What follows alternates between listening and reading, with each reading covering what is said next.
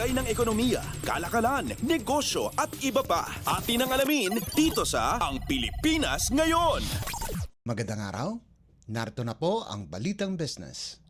Sinabi ng Department of Agriculture o DA na tumatanggap na sila ng mga aplikasyon para mag-angkat ng 25,000 metriko toneladang frozen small pelagic fish para sa mga palengke sa ika-4 na quarter ng taon.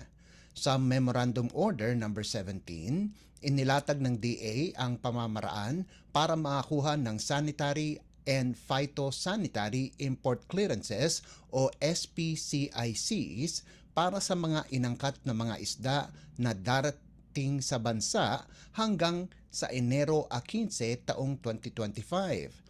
Sinabi ng DA na nasa 80% o 20,000 metriko tonelada ng alokasyon ay mapupunta sa commercial fishing companies habang ang natitirang 20% o 5,000 metriko tonelada ay igagawad sa mga fisheries association o kooperatiba.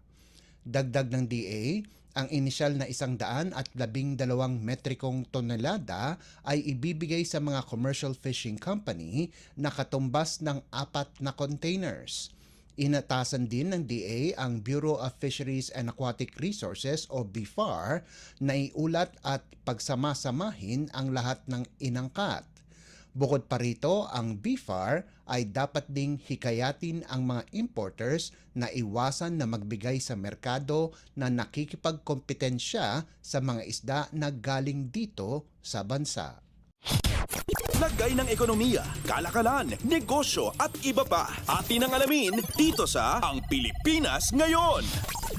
Sinabi ng Food and Agriculture Organization o FAO ng United Nations na ang inangkat na gatas ay bumaba sa 2.32 milyong metriko tonelada sa 2023 dahil sa pagbagsak ng mga export mula sa mga major dairy producing countries.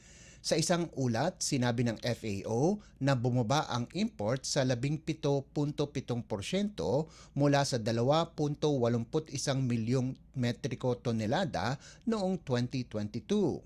Dagdag ng FAO, nakitaan din na ang pagbaba sa mga dairy importing economies katulad ng China, Indonesia at Japan. Sinabi din sa ulat na ang pagbaba sa global dairy exports ay pinangungunahan ng Estados Unidos na bumagsak sa 12.56 na milyong metriko tonelada, mas bababa ng 11.3% kumpara sa nakalipas na taon. Ang angkat ng skim milk powder sa Pilipinas ay bumaba din dahil sa mataas na presyo nito. Ginagamit ang skim milk powder sa paggawa ng condensed milk, evaporated milk at iba pang dairy products. Nakakagawa ng gatas ang Pilipinas nang wala pang 1% sa demanda sa bansa at ang nalalabi ay kailangan pang iangkat. Nitong 2023, nakagawa ang Pilipinas ng 17,850 metriko tonelada o nasa 0.8% ng kinukonsumong gatas sa bansa na nasa 1.74 na milyong metriko tonelada. Layo ng gobyerno na palakihin ang produksyon ng gatas sa 80 milyong litro kada taon pagdating ng taong 2028. Lagay ng ekonomiya, kalakalan, negosyo at iba pa. Atin ang alamin dito sa Ang Pilipinas Ngayon.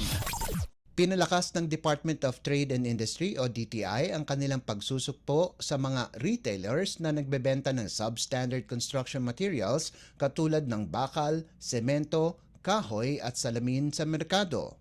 Sinabi ni DTI Assistant Secretary Amanda Nograles ng Consumer Protection Group o CPG na pinapahusay nila ang operasyon ng kanilang Task Force Kalasag na sa ngayon ay nagpapatupad ng vape law at ang mga substandard na materyales.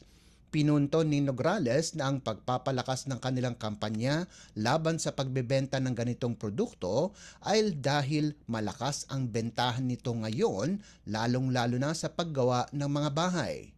Ang mga substandard na materyales ay pwedeng maging maliit na wire lamang hanggang sa malalaking bakal.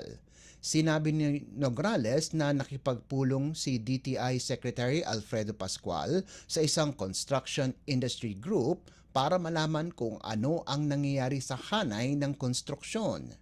Ayon sa ahensya, marami ng kaso ang naitala sa buong bansa at ang pinakamaraming insidente ay nasa Maynila, Region 3 at Region 4A. Sinabi ng DTI na magpapaikot sila ng kanilang mga tauhan lalo na't binigyan sila ng karagdagang pondo para sa task force bilang pagdandag sa mga regional enforcement team. Lagay ng ekonomiya, kalakalan, negosyo at iba pa. Atin ang alamin dito sa Ang Pilipinas Ngayon.